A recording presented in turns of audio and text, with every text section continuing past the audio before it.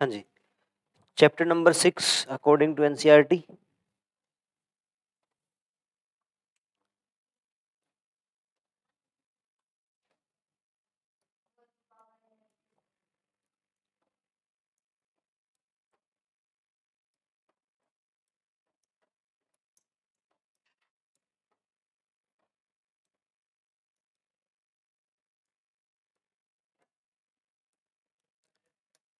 हाँ जी, सबसे पहले वर्क का सबसे बेसिक मीनिंग या मैथमेटिकल एक्सप्रेशन क्या होता है, बताएं।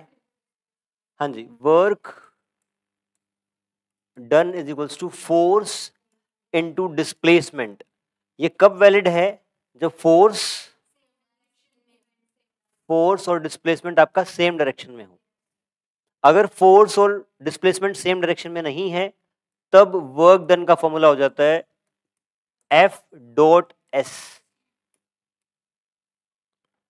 फॉर एग्जाम्पल, एक ब्लॉक को आप एक धागे से बांध के आगे पुश कर रहे हैं, उसका एक कंपोनेंट यहां पर उसको आगे डिस्प्लेस करवा रहा है, उनके बीच का एंगल थीटा है, तो वहां पे आप एफ डॉट एस करते हैं। एफ डॉट एस क्या है? आपके वेक्टर मल्टीप्लीकेशन में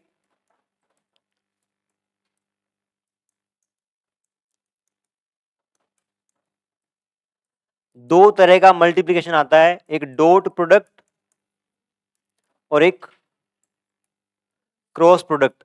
आपकी वेक्टर क्वांटिटीज सिंपली मल्टीप्लाई नहीं कर सकते आप स्केलर की तरह, तो आपके दो तरीके हैं अलग अलग।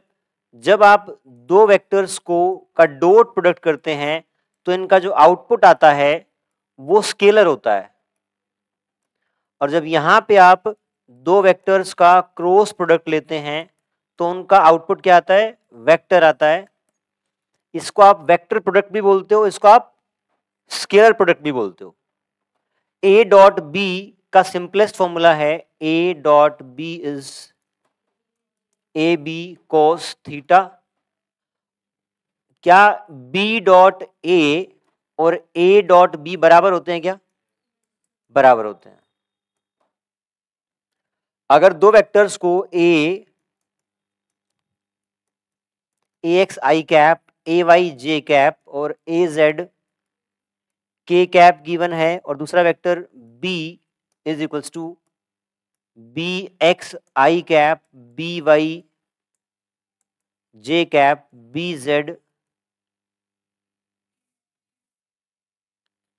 जेड के कैप, ऐसा गिवन है। इस केस में आप ए डॉट बी कैसे निकालते हैं? जैसे यहां तो आपको पता था कि दोनों वेक्टर्स के बीच में एंगल थीटा है, तो कोस थीटा इंटू ए इंटू बी कर दिया। यहाँ पे आपको अलग से मैग्नीट्यूड भी नहीं पता है और डायरेक्शन उनका एंगल भी नहीं पता है, तो इस केस में आप कैसे करेंगे?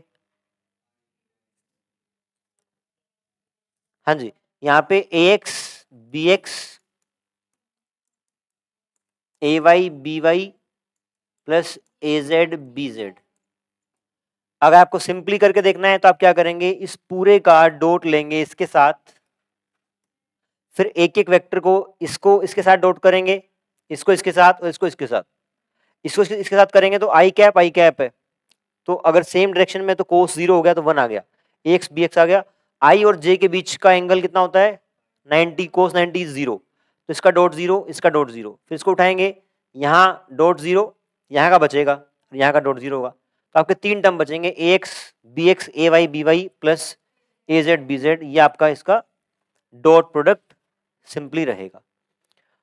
जब भी आपको चेक करना है, फॉर एग्जाम्पल मैं बोल दूं कि A vector is 4 i cap minus 2 j cap plus k cap and B cap is 2 i cap plus 4 j cap. आप बताएं क्या ये दोनों वेक्टर्स परपेंडिकुलर हैं क्या? कैसे चेक करेंगे? मैंने आपको दो वेक्टर दे दिए ए और बी, आप बताएं ये दोनों 90 डिग्री मतलब परपेंडिकुलर हैं कि नहीं है?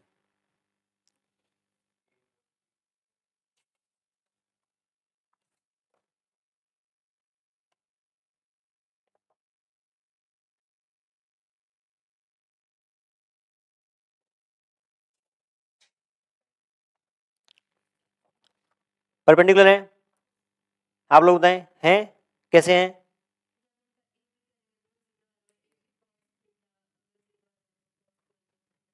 है ना, यहाँ पे ए का मैग्नीट्यूड 0 नहीं है, बी का मैग्नीट्यूड 0 नहीं है, लेकिन ए डॉट बी करते हैं तो 4 दूनी 8 -8 और के कैप यहाँ पे है नहीं तो 0 हो जाएगा। तो A dot B is 0, it means A B cos theta is also 0, where A and B are not 0, cos theta is 0 और थीटा आपका 90 डिग्री रहेगा। तो जब भी दो वेक्टर्स का क्रॉस प्रोडक्ट आ जाए तो वो 90 डिग्री पे होते हैं। ऐसा सवाल खूब आता है ना, रिपीटेटिव आता है। या ऐसा भी आ सकता है, फॉर एग्जाम्पल यहाँ पे बोला जाता कि लेट्स से ये बोल दिया जाए कि B is I cap plus 2J cap और plus A K cap. Find out value of A so that these two vectors are perpendicular. उस केस में क्या करेंगे, 4 -4 0, तो A कितना आ गया, A 0 आ गया, है ना। अगर यहां पे 2 कर दूं, आप बताएं, 4 दूनी 8 -4 plus A is equals to 0, ये आपका 4, A इज -4। ठीक है, इस तरीके से सवाल आ सकता है। आगे बढ़ते हैं। अगर किसी केस में डायरेक्टली बोला गया है force is 4 newton and displacement is in same direction of force and 2 metre, तो वर्क डन कितना आएगा, 8 यूनिट जूल। ठीक है, अगर ऐसा आ जाए फोर्स आपका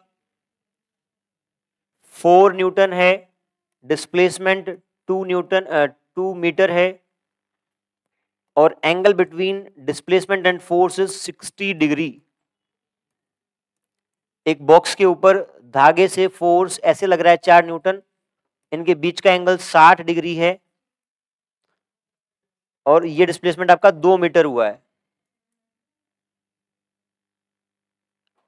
ये डिस्प्लेसमेंट आपका कितना है, 2 मीटर। 4 जूल 4√3, कैसे cos 60 कितना होता है, 70। Work done is F S cos theta 4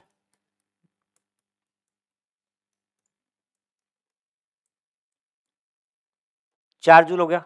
ठीक है, एक लास्ट और कर दें ऐसा।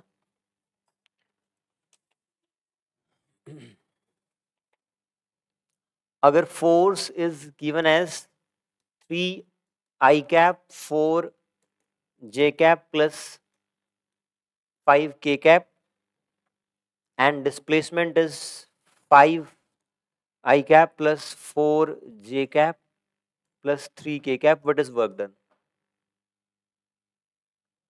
वर्क डन निकालना है और फिर निकालना है angle between F and S। Work done निकालना है और angle between F and S।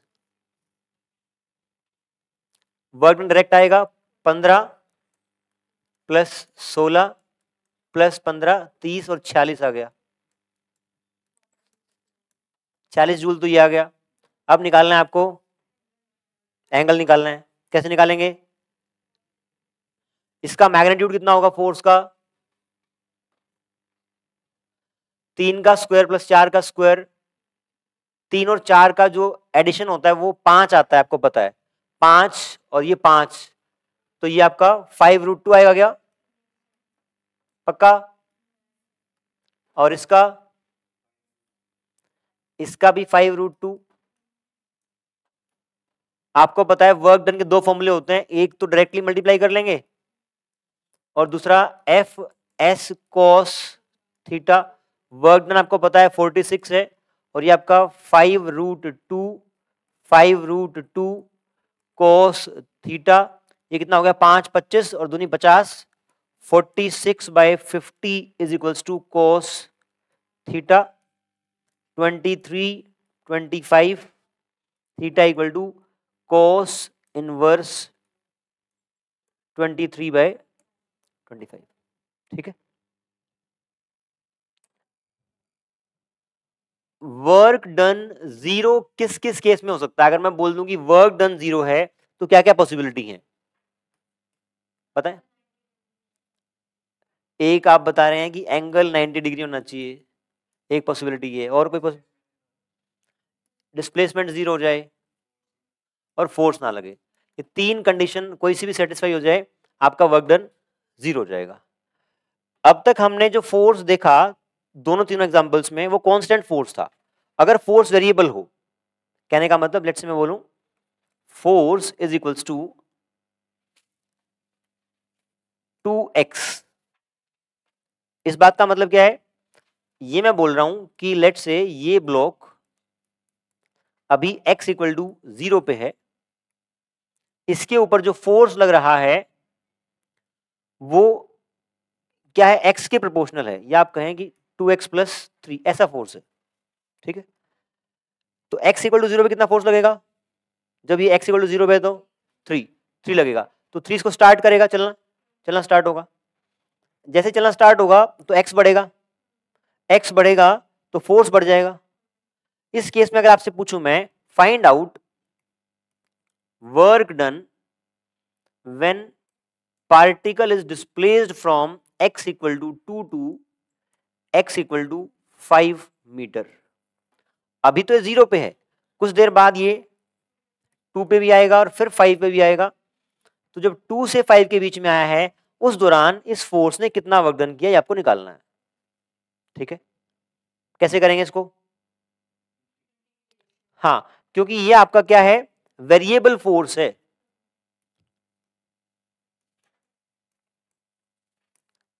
तो लेट्स से जिस डिस्प्लेसमेंट, जिस पोर्शन में आपको वर्क डन निकालना है, यहां से आप एक जनरल वैल्यू x पे आपने पार्टिकल को मान लिया।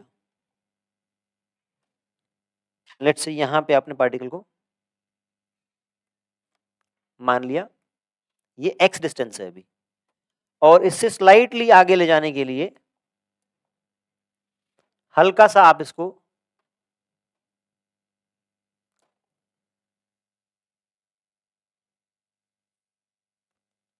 हल्का सा आगे लेके गए हैं, डेल्टा या dx से। इस छोटे से डिस्प्लेसमेंट में आपका फोर्स बहुत नहीं बदलेगा, क्योंकि फोर्स आपका पोजीशन पे डिपेंड कर रहा है, हमने हल्का सा चेंज किया है, तो फोर्स इस दौरान तो नहीं बदलेगा। तो यहां पर मैं फोर्स को मान सकता हूं कि F इज इक्वल्स टू जो भी x की वैल्यू रही होगी 2x प्लस 3, इतना फोर्स रहेगा जब ये यहां से यहां तक जाएगा। लेकिन इस दौरान जो वर्क डन होगा dw, it will be F into dx, 2x plus 3 dx, ये इस छोटे से पोर्शन का वर्क डन आया। आप ऐसे ऐसे बहुत सारे इस जर्नी को ब्रेक कर दिया पार्ट्स में, सबके वर्क डन को ऐड कर लूं तो आंसर आ जाएगा। और सबको ऐड करने का मतलब है इंटीग्रेट करना। यहां पे इंटीग्रेट करेंगे तो it will be work done 2 का हो जाएगा 2x का 2 x square by 2 plus 3x, ये 2 कटेगा, लिमिट्स पुट करेंगे कहां से कहां तक? 2 टू 5, 2 टू 5 लिमिट पुट करेंगे तो ये आपका 25 प्लस 15 माइनस 4, मतलब प्लस वो प्लस में आ जाएगा ना, इस तरीके से 3 दूनी 6, तो ये होगा आपका 30 40 माइनस 10, 30 जूल आपने वर्क डन किया। तो जब भी वेरिएबल फोर्स रहेगा तो एक तरीका है इंटीग्रेट करके करने का। यहीं पे एक तरीका और भी है, क्या है बताएं? अगर मैं फोर्स वर्सेस एक्स का ग्राफ बना लूं, आप बताएं अगर फोर्स ऐसा है तो ग्राफ कैसा बनेगा? Straight line, y equal to x plus c. तो यहां पे ग्राफ आपका ये बन गया। इस ग्राफ के नीचे का एरिया, अगर मुझे डिस्प्लेसमेंट निकालना है 2 से 5 तक का,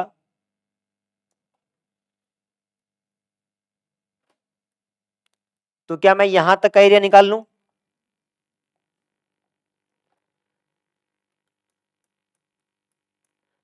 तो बताएं आप पहले तो कि 2 पे फोर्स कितना होएगा?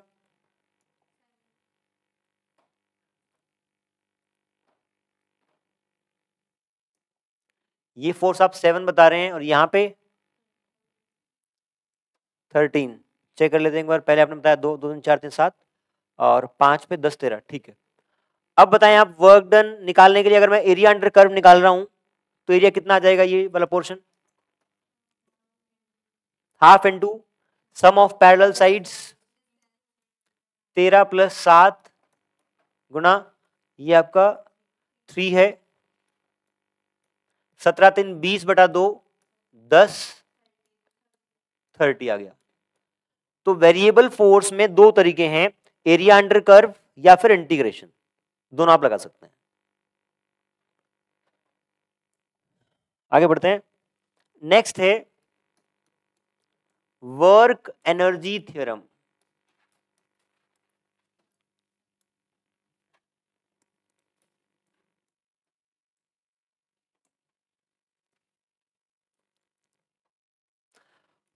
अगर किसी ऑब्जेक्ट के ऊपर आप फोर्स लगा के वर्क डन करेंगे, अगर किसी के ऊपर भी नेट वर्क हुआ, किसी ऑब्जेक्ट के ऊपर नेट वर्क हुआ यदि, तो क्या उससे उस पार्टिकल की काइनेटिक एनर्जी बढ़ेगी?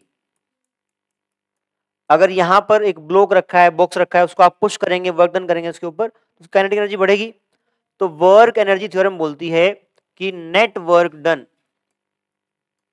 Is equals to change in kinetic energy. जितना नेट वर्क डन होगा उतनी आपकी काइनेटिक एनर्जी बढ़ जाएगी। और ये एक्सप्रेशन हमेशा एप्लीकेबल है। This expression is always applicable.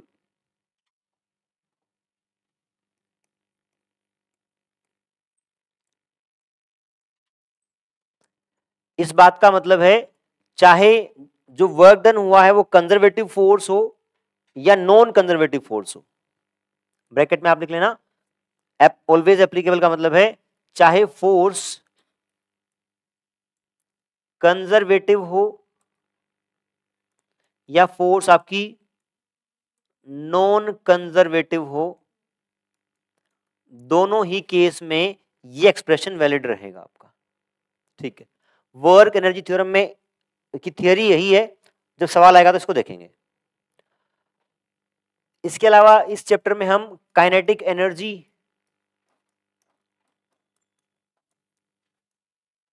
Define करते हैं। बताएं काइनेटिक एनर्जी क्या होती है? हाँ जी, energy possessed by a body due to its motion is called kinetic energy, और वो हाफ mv² होती है। हाफ mv² की यूनिट क्या रहेगी? इसकी यूनिट ऑफ काइनेटिक एनर्जी बताएं जल्दी। जूल। आप देखें यहां पे चेक करें, वर्क डन बराबर है चेंज इन काइनेटिक एनर्जी। तो जो एनर्जी जो यूनिट वर्क की होगी वही काइनेटिक एनर्जी की भी होगी, जूल आपकी रहेगी। ठीक है, ये आपका काइनेटिक एनर्जी हुआ। इसके बाद इंपॉर्टेंट टॉपिक आता है पोटेंशियल एनर्जी।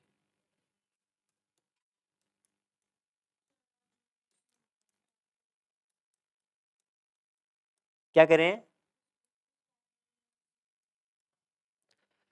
अभी टाइम बचा है ना वैसे तो। कोई बात नहीं, आप ना सिर्फ सुनते रहें, कॉन्सेप्ट आपके क्लियर होते रहेंगे, नोट्स आप ले लेना इन लोगों से। पोटेंशियल एनर्जी,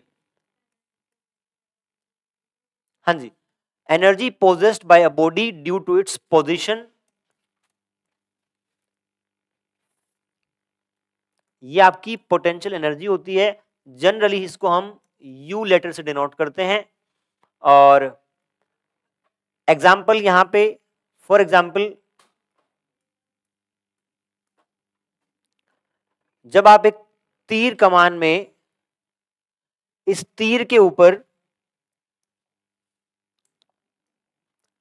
बाहर से वर्क डन करते हैं, उस दौरान ये जो धागा है, सुनेंगे ध्यान से, ये धागा क्या इस तीर के ऊपर आगे की तरफ फोर्स लगा रहा होगा? उस धागे के अगेंस्ट में मैं वर्क डन कर रहा हूं, है ना? अगर वर्क डन करके मैं इस तीर कमान को यहां ले आया, तीर को यहां ले आया, और अगर यहां पे लाने के बाद छोड़ दूं तो उसके अंदर कुछ आपको काइनेटिक एनर्जी दिखेगी, भागेगा वो, है ना। तो हो क्या रहा है, आपने जो वर्क डन किया उसको वो वर्क डन आपका पोटेंशियल एनर्जी के रूप में स्टोर हो जाता है, और जैसे ही आप एक्सटर्नल फोर्स रिमूव करेंगे तो वो वापस काइनेटिक एनर्जी में मैनिफेस्ट अपने आप को करता है। ठीक है, इसी को मैं अगर और पीछे तक खींचूं, यहां तक ले आऊं, तो क्या अब मुझे यहां तक लाने में ज्यादा वर्क डन करना पड़ेगा, ज्यादा एनर्जी स्टोर होगी, छोड़ने पे ज्यादा काइनेटिक एनर्जी बनेगी। ठीक है, तो कुल मिला के पहली बात तो जो हमने लिखा कि energy possessed by a body due to its position, अलग अलग पोजीशन होने के कारण उसके अंदर अलग अलग एनर्जी स्टोर हो रही है। एक तो आप याद रखेंगे पोजीशन के कारण, या फिर आप कह लें कि एनर्जी पोजेस्ड या stored by a body due to its position is called potential energy. अगला की पॉइंट है आपका स्टोर्ड एनर्जी होती है, ये एक तरीके से स्टोर की जाती है। एक और रिलेशन आप यहां से कंक्लूड कर सकते हैं कि कुछ आपने आपके एफ एक्सटर्नल ने कुछ वर्क डन किया है, आपने बाहर से कोई फोर्स लगाया, उसके कारण से कुछ वर्क डन हुआ उस फोर्स का, और उसी के कारण आपकी पोटेंशियल एनर्जी में चेंज आया है।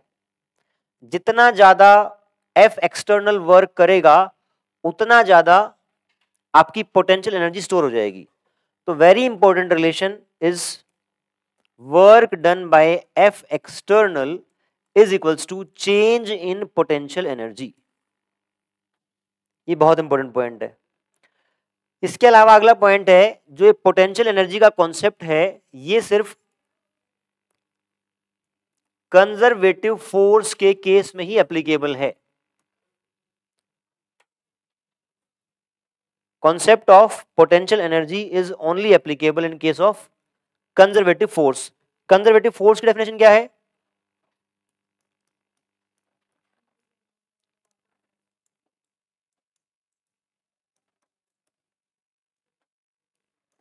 बताएं दोबारा।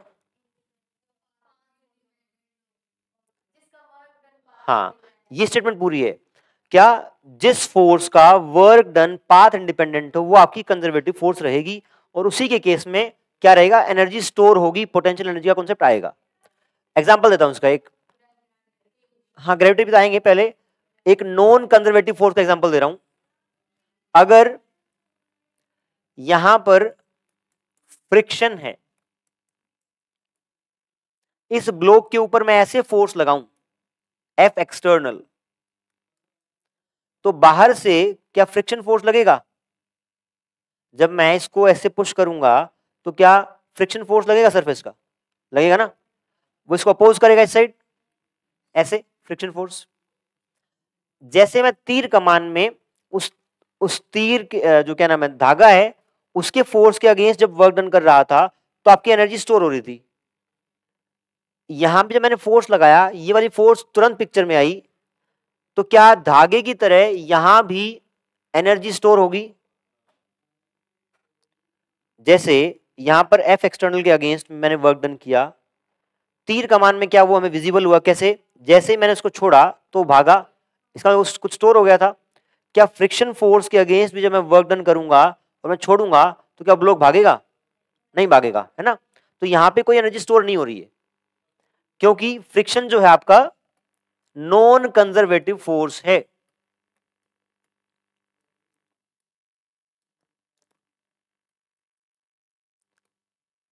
तो यहां पे आपका कॉन्सेप्ट नहीं आएगा पोटेंशियल एनर्जी का।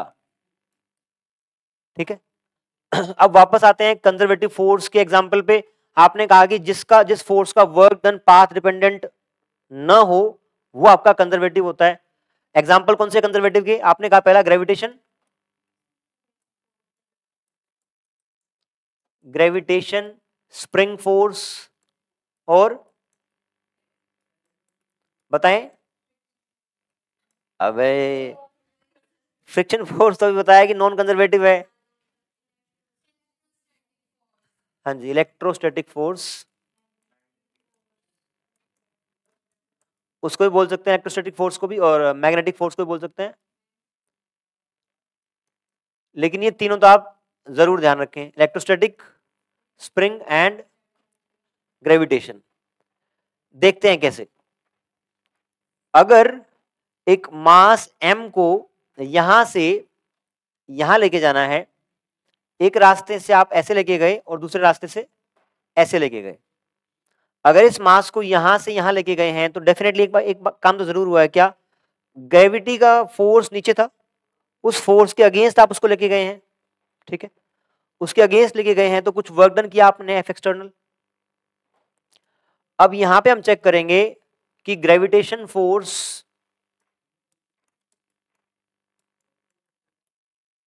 कंजर्वेटिव है कि नहीं है।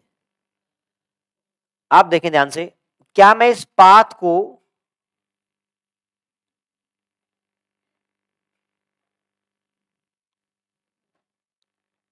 ऐसे ब्रेक कर सकता हूं, है ना, ऑलमोस्ट ऐसे ब्रेक कर सकते हैं इसको, ऐसे ही यहां भी कर सकते हैं,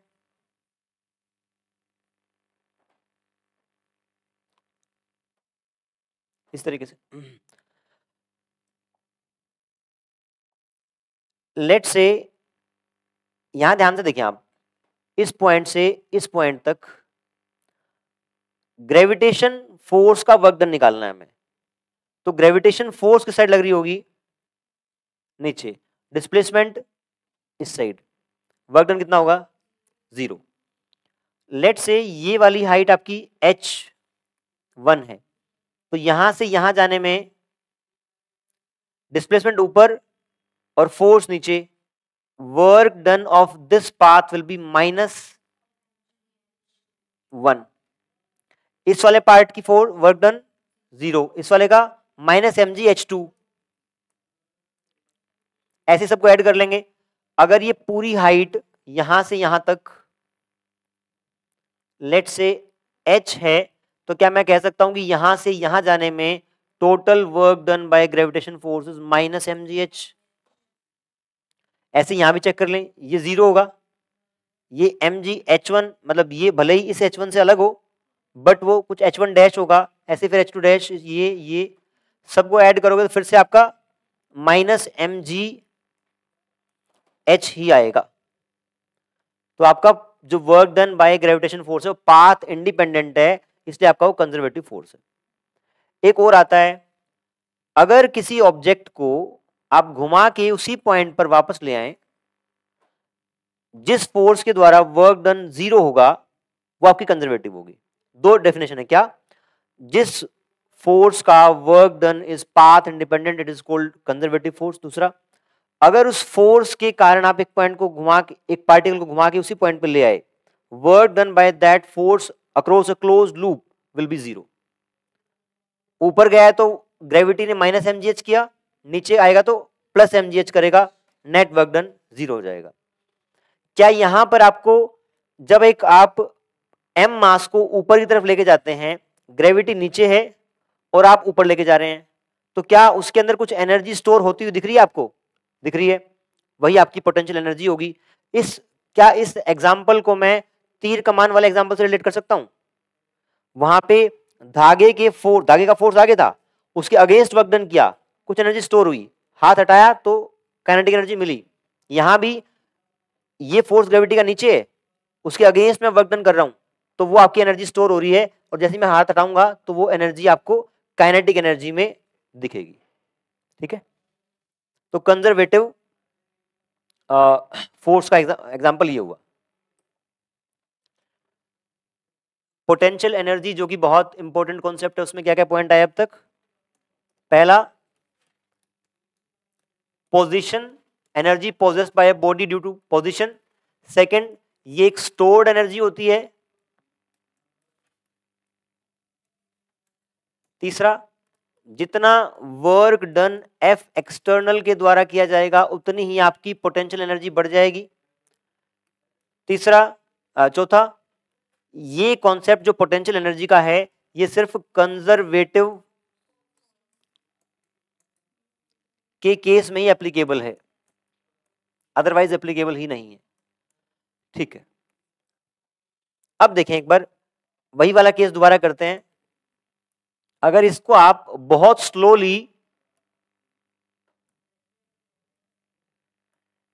h हाइट तक आपने इसको रेज किया, एक m मास को h हाइट तक रेज किया, स्लोली जब करेंगे तो आप बताएं इसके अंदर जो एनर्जी स्टोर हो जाएगी वो कितनी हो जाएगी? Delta U is work done by external force. जब आप स्लोली मूव करेंगे तो लेट से नीचे का फोर्स अगर mg है तो आपका F एक्सटर्नल भी ऑलमोस्ट mg के बराबर ही रहेगा ऊपर की तरफ। आप ऊपर फोर्स लगाया आपने mg और डिस्प्लेसमेंट हुआ h, तो work done by external force is mgh। ठीक है, क्या मैं ऐसा बोल सकता हूं इस केस में F एक्सटर्नल और इसको बोल दिया FC? FC means force by conservative force. Conservative force is negative of F external, या मैं कहूं F external is equals to minus FC।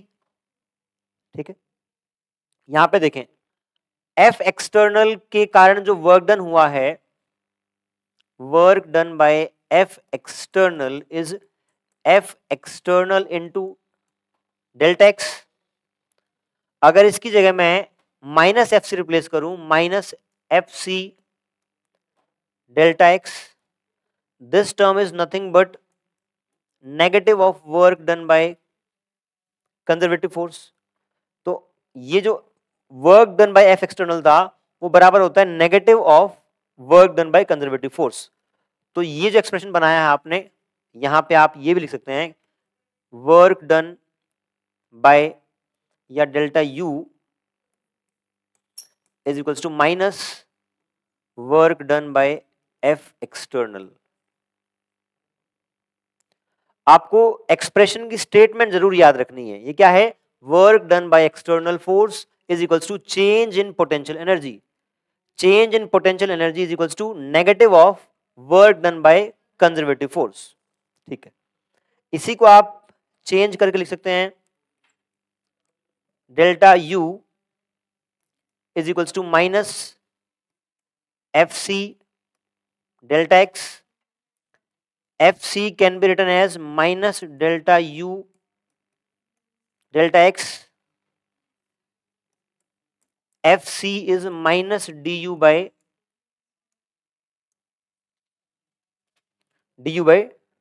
D x.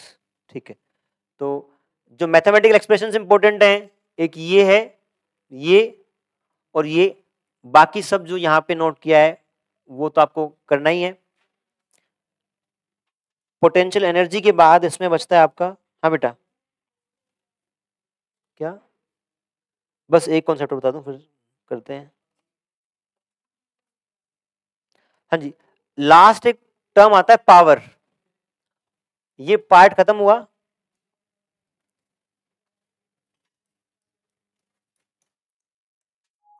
Power is defined as rate of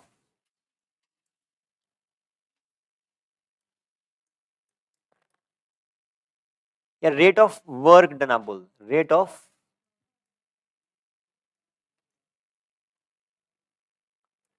P is equals to d W by d t. एक तो ये formula याद रखना है। दूसरा डी डब्ल्यू आपको पता है होता है एफ डी एक्स। अगर यहां ये पुट करूं तो P equal to F d x by d t. D x by d t आपका V होता है, तो power is equals to F into V. हमने तीनों चीज कर ली, वर्क, पावर और एनर्जी। मेन कॉन्सेप्ट यही है, बाकी सवालों के थ्रू करेंगे हम। और जो बाकी पॉइंट बचे हैं, ये चैप्टर आपका सर्कुलर मोशन में भी आएगा, और फिर आपके जो मोमेंटम कंजर्वेशन है वो अगले दो टॉपिक हम क्या करेंगे, सर्कुलर मोशन और कंजर्वेशन ऑफ मोमेंटम कोलिजन। उन सब में ये दोनों चैप्टर एनएलएम और वर्क पावर एनर्जी दोनों यूज होंगे।